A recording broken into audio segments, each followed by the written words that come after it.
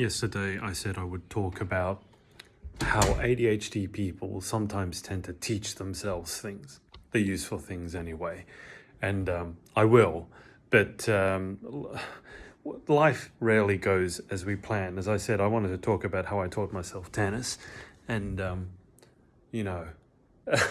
stuff happens. By the way, this is, for those of you who don't know, because I used to tennis coach, whenever I would show anyone this, they would think that this was some sort of disaster and that I'd broken my racket. The strings on a racket are designed to be replaceable. Think of them like tires on a car. If you replace the tires on your car or you get a flat tire, it doesn't mean your car is broken.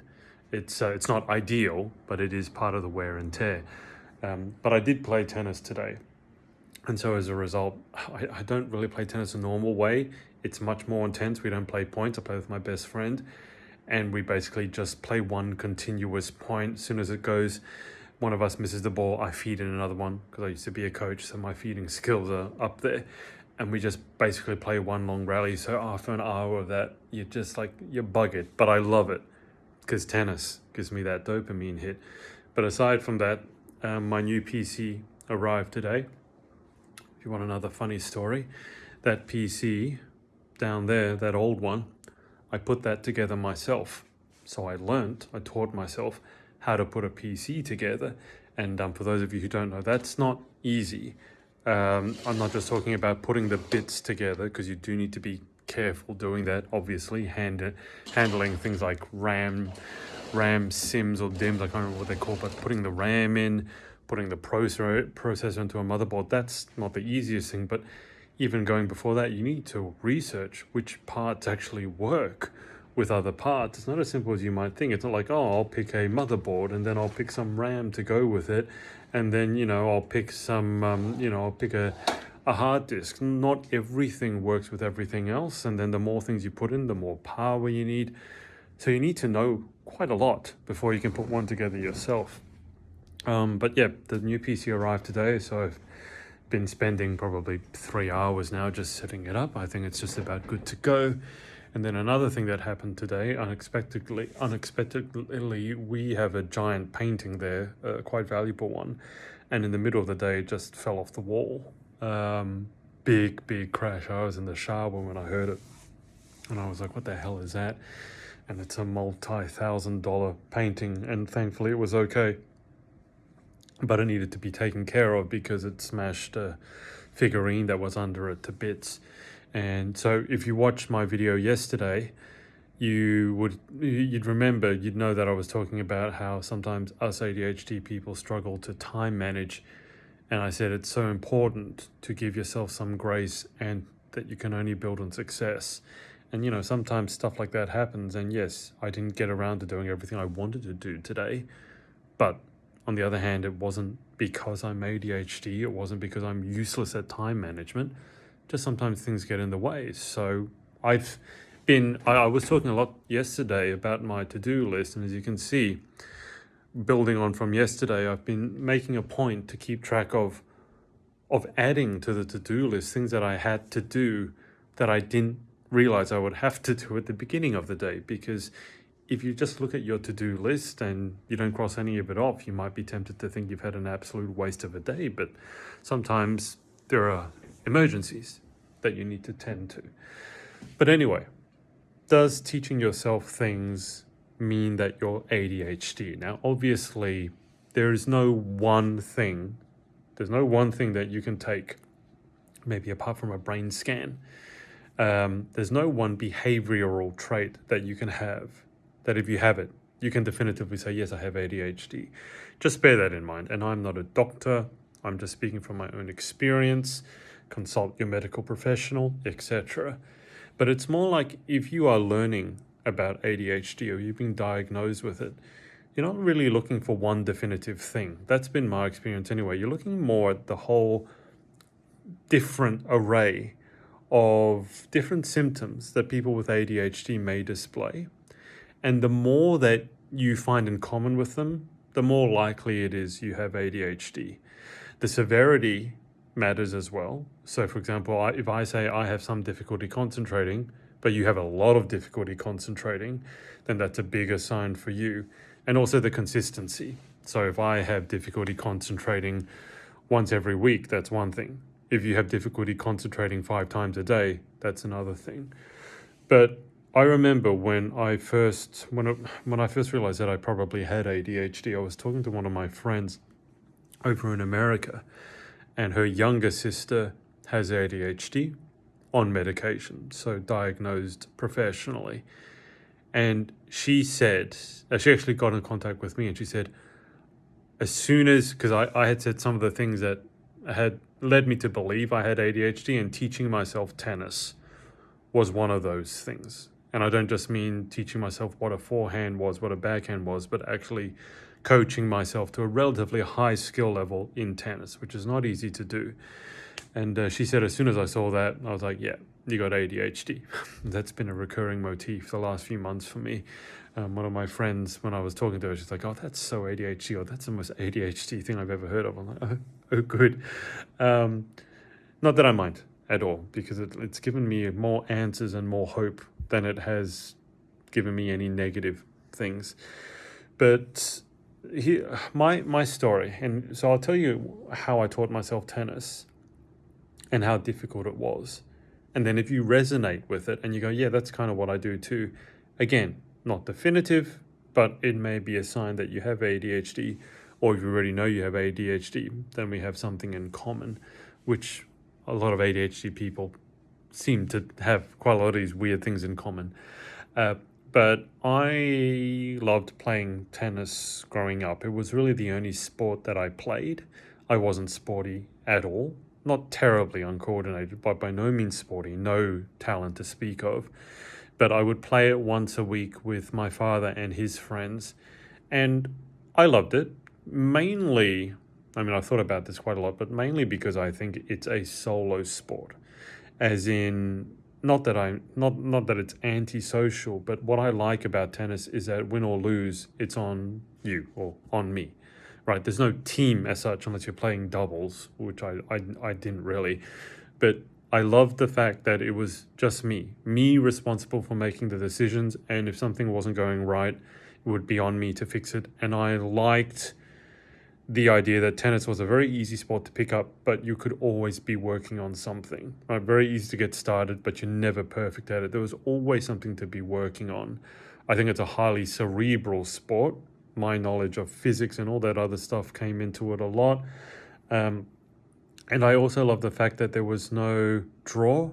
Tennis is win or lose, and that there's no time.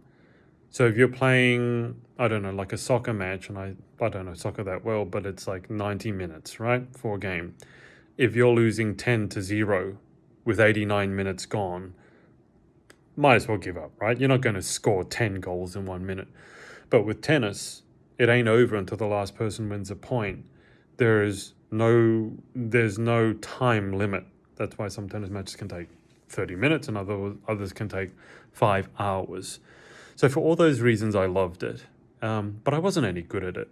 And then I kept playing through school, as I said, with my dad's group, just once a week. And then after I wrapped up at my very first 9-to-5 job, so I finished university and then went into my first full-time job as an IT person. I was doing designing databases and designing their website. And after that finished up, I needed a part-time job to get me through my second turn of tertiary education. And this was music business management.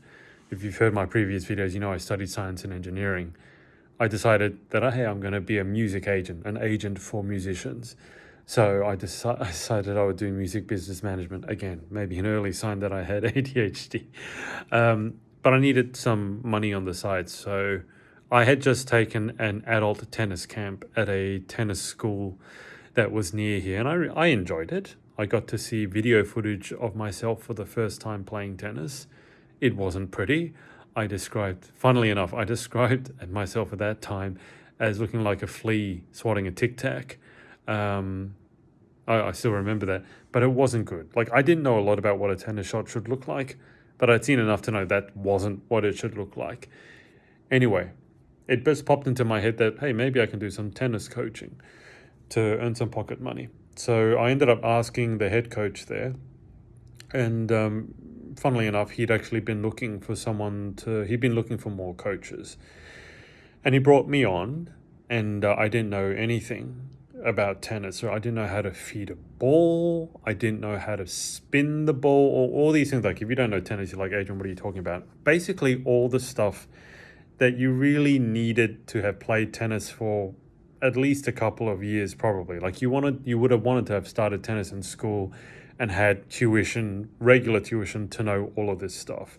Now, I just asked if I could be a coach. He said yes. And so I started teaching the really young ones, and that was fine because it's not really coaching. It's more like babysitting.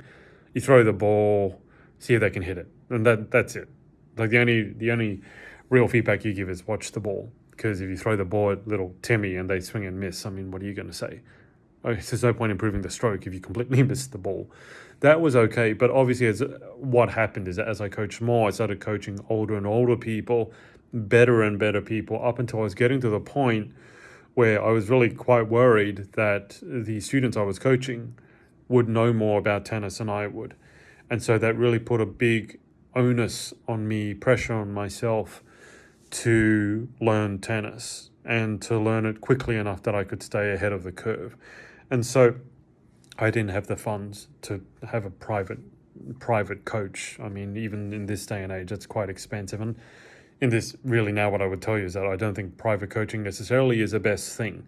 It'd be better if you go out and play and have a private coach every now and then. Whereas a lot of people just wanted to have private coaching sessions all the time and never played it. Like, that doesn't really work.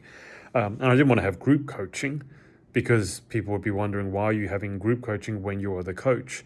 So for those reasons and for more, I decided, well, the best way for me to learn quickly, even back then I knew, the best way for me to learn quickly and to learn properly and to not deal with other people's expectations or limitations in particular, remember I wasn't talented, would be to teach myself. Now, back in those days, this was before the age of smartphones, I decided what I would do. This tennis school had these Japanese tennis magazines, and what I really liked about them is they would take a professional tennis player's shot, so the best in the world, and it was a magazine, so you don't see a video, but what they would do is take freeze frames. So you'd see, like, frame by frame almost of how this person would hit the shot. So I took that, I studied that. The other thing that this tennis school had that I took advantage of was a tennis ball machine, which means I didn't need someone on the other side of the court to feed me the ball, but I also didn't need to worry that, the person on the other side is feeding me the ball and I'm just trying weird and wacky things to see what works. And I don't have to worry about ticking them off or, them saying it's a waste of time, or them wanting me to hit the ball back. And so me going, well, I can't hit the ball back properly, so I'll just do it with my bad technique. And the more you practice a technique, the more permanent it becomes. So I really like the freedom that having that ball machine gave me, because I could do whatever I want. I could do it as many times as I want until I got it right. And I did get a video camera, because remember, this was before the age of smartphones, a video camera, a laptop, and video analysis software, which back in those days cost thousands of dollars. That gives you an idea of how long ago it was. But what I would do, turn on the ball machine, video myself hitting a shot, look at it. Video myself hitting a shot, look at it. Correct it, hit, look, correct. Hit, look, correct. All based on what I had seen the best players in the world doing. Not what some coach was telling me to do, like vague and nebulous things like watch the ball or follow through. This was something that I learned very quickly, was that a lot of the other coaches were just giving feedback that was they were just giving it to say something, because there was this sort of implication that if someone's paying for you as a coach, you'd better be saying something, otherwise you're not doing anything. Whereas I took it very, very differently. I didn't like that white noise at all, because literally all of it would be like, one shot would be follow through. Next shot the advice would be, you got to watch the ball. Next one was, you got to go low to high. Next one is you got to move your feet. Every shot would have different feedback from this coach, which is completely pointless. If you teach yourself something, that you want that one thing to focus on and you want to focus on it until you get it right. And you're also probably very good, if you have that ADHD, to know this is the thing I need to focus on, not the other things. Maybe I'll focus on them later, but also potentially if I focus on this one thing, all those other things that you're talking about, they will solve themselves because they're the effect, not the cause. So I would spend hours, literal hours, well, not figurative, hours. I hate the overuse of literally, but I would spend hours on the court, lost in it. I loved it because I went on a deep dive, a real big deep dive in tennis and how to hit the shot properly. And because I was modeling the best in the world, I got to a point where I remember when I switched jobs from that school to another one, and I was hitting for the first time with some of the students, and I had become a lot better. The other coach that was there, one of the other coaches that was there, who had a lot of coaching experience and had played tennis competitive, like a lot more than me growing up, she was watching me play and said, "Oh, so how much did you play, like, professionally? Were you playing comps and that?" And I remember her asking that because I had played none. I didn't want to play competitive tennis because if you know anything about the way tennis matches go, you got to go there probably early in the morning, and then if you win, you don't know how long you're going to be there for, and the whole thing wasn't. I didn't want to spend that time doing it. That wasn't what I loved about tennis. I loved hitting the ball. I loved improving. I didn't want to really play it competitively. I mean, I did every now and then, but the point was, I hadn't played competitively, but I had been able to coach myself to a point where people thought that I had. And this is as someone who really, really had no talent. I wasn't swinging and missing at the ball, but from that first video that I saw when I took that adult tennis camp, before I started coaching, it was night and day. Like if I look at myself now playing and look at that old video, you wouldn't recognize the two people. And conventional tennis coaching wisdom would have you believe that, you have to start super young, otherwise you can't learn. All that kind of stuff that people who don't really know think is true. But if you do a deep dive on it yourself and you don't have other people's expectations on you, it's false. Okay, maybe you'll never be a professional player. I never will be. But I can get myself to a very high level, and I can get myself to a very high level quite quickly just by myself. And that's the thing. That's the thing to ask yourself. If you know that when you really want to learn something, you do it best by yourself, and that taking on a coach would in many ways be a hindrance, not a good coach, but there are very few, not just good coaches, but great coaches out there. The ones who don't get in your way, the ones who can see your brain working, know that you know what's going on, and then just give you that one piece of advice that opens everything up. That was really what I learned from coaching myself tennis. It wasn't about learning a lot. It was about spending time, a lot of time on the court until I figured out what that one thing was that I was doing wrong, or that one thing was that I could do better. And that if I did that one thing better, it would blow the whole thing apart. And that's a big thing when I then took what I had learned and started coaching much higher level players. I wouldn't do that whole yak white noise thing where I'm giving feedback on every shot. I would let the player hit, watch them, and then when I could see that one thing that they needed to work on, that's when I said it. I wouldn't just talk for talking's sake. And it got to the point even now. My best friend that I play tennis with, his son, was having issues with cricket and bowling. Now, that's not a sport that I play at all, but because I had taught myself tennis, I know a lot about biomechanics. It's a fancy way of saying, how do you move your body in order to get the athletic result that you're after? And, I don't play cricket, but I have a human body. So there are only certain numbers of ways of generating power efficiently in the human body, particularly when it comes to sports and, throwing a ball, bowling a ball, hitting something with a racket or a bat. There's only, there's more in common, for example, with a golf swing and probably a cricket shot and a tennis swing than there's different, right? So my best friend came to me because he knew I knew about this stuff because I had coached myself. and he'd had some struggles with being able to coach his son because he didn't know the biomechanics, and even his son's cricket coach didn't really know the biomechanics. Like, why would you?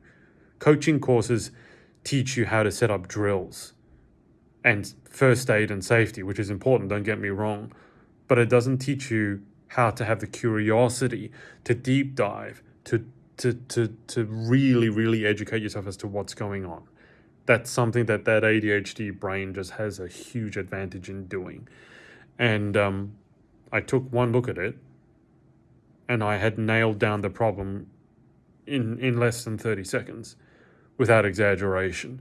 His son's issue was that after on takeoff to bowl the ball, he was going off to the side, and the coach had been telling him, you just got to follow through, got to follow through, got to follow through. But follow through is always an effect; it's not a cause.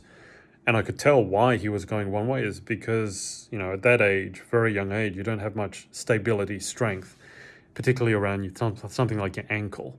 And so when you're jumping off on one leg, which is what he's doing, to have the stability to jump off one leg and not go off balance, you need a lot of core stability, core strength, and you also need to stabilize that angle as well. So it's a lot of lower body work and core work. That's not something that the cricket coach could have identified. So that deep dive into tennis, like I spent hours. I love tennis so much.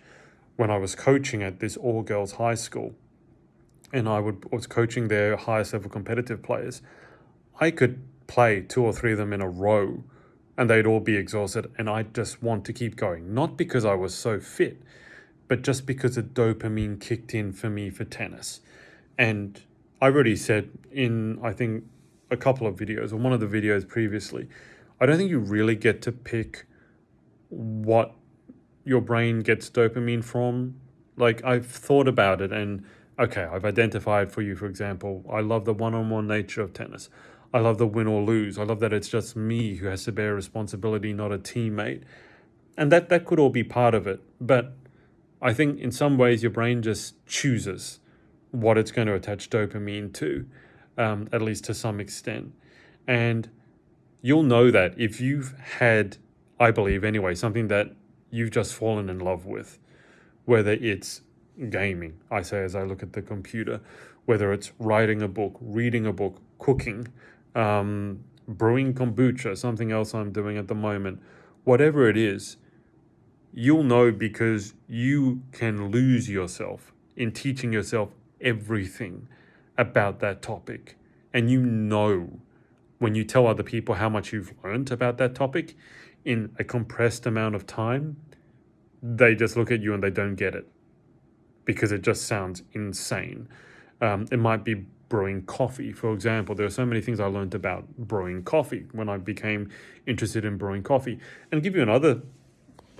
Now, I showed you, for example, the tennis racket. I got so into tennis that I taught myself how to string rackets. And I wouldn't say I got good at it, but I was competent at it. And I knew all about the different types of strings. So, for example, there's really only 2 types of string in terms of material. There's natural gut, which is made from natural gut. I know it's a bit gross, but that's what it is. Or there's anything else which is artificial, like plastic. And so these are plastic strings. Why? Because natural gut is more expensive, but also it's not as durable and tends not to be as powerful. It's more old school. But then there's different types of plastic string. This one is a monofilament because it's just one like kind of noodle. There's multi-filament strings, which are like this, but they're bunches of fine fibers intertwined together into one. And then there's combinations where you might have a solid core with multifilaments on the outside. And I knew all these things. I taught myself how to string, what the different strings meant, what different string tensions meant. I also taught myself everything, how to grip a racket, what all the different specifications on a racket meant, the weight, the swing weight, the balance point, the string patterns, and how they would affect a player. I taught myself all of that. Now, if you took any school kid, high school kid, or college kid just playing a sport because they were told to and getting coached once a week, they wouldn't have learned 1/10 of what I learned. Now, they might play better than me. I'm not going to argue with that, but that's not the point. The point is, as someone who had no natural talent in tennis to be able to step on the court and compete with people like that, and to be able to analyze in an instant what's going on, what's going wrong, what's going right, and to be able to help someone like that, even if they're 10 times the player you could ever be, that is something that I've been led to believe anyway is highly indicative of a neurodivergent brain. And even saying it out loud now, I'm aware that that's not a normal thing. And people would tell me that even, back in the day, and I'll go, yeah, well, I'm not normal. And I never wanted to be normal. I still don't want to be normal. I think normal's overrated. But it never clicked in my head that it could be an ADHD thing. Not in sense of not being able to sit down and focus, because obviously I was able to focus, especially on the tennis court. But having that ability to deep dive, lose track of time, and it's not all positive, right? Maybe there were other things I should have been doing other than teaching myself tennis, because it wasn't like I was going to become a professional tennis player. Yes, professional tennis coach. They don't make the most money in the world, I will tell you that, unless you get into the pro tour. I'm sure that my parents wanted me to be many other things other than a tennis coach growing up. As I said in yesterday's video, I had the marks to go into study medicine. I'm sure they'd rather me be a doctor. But that's not the point of today's video. The point of today's video was, if you resonate even a little bit with that story I just told you about the depths I went to, the lengths I went to teach myself tennis. Again, a friend of mine told me, you end up spending all this money on hobbies with stuff that you just never use again. Yeah. Tennis rackets are expensive. Tennis shoes are expensive. Even strings are expensive. So yeah, if that resonates with you, and you're not sure, maybe you should get tested, or maybe just be cognizant of it and go, maybe something to think about. And then if you do have ADHD, and then that resonates with you, I'd love to hear some of your stories as well. As I said, I want to build a community around ADHD and helping us achieve despite or in spite of the ADHD, because I don't think the world as it is, the culture as it is very friendly or conducive to us succeeding. But with more and more people being diagnosed with ADHD and social media and things like that, exacerbating dopamine issues, I think there's going to be more people like us. And I think I'd really like to have a community of people who can lead the way in showing other people how to best leverage ADHD, or how best to work with employees who have ADHD. Because it's not, as I said, I don't look at it as a disability. As I said yesterday, it's not like a diabetes or cancer where there's no upside. There's huge upside to ADHD. And yes, there are downsides. And that's another thing that I want to do, is to learn how to mitigate the downside. But I think if we can mitigate the downside whilst leveraging our strengths, then that's something that's going to be really, really cool. So, that's my story for you today. Hope you enjoyed it. If you have any questions, let me know. If you have any stories, let me know that. And I will speak to you next time.